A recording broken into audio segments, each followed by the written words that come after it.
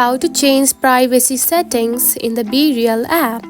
If you want to change your privacy settings and don't know how to do it, then don't worry. In this video, I will show you how to do it. So let's get started. First of all, open the Bereal application. Just like this. After opening it, you will find something like this on your home screen. Now to change privacy, tap on to profile at the bottom, just right here. Tap on it.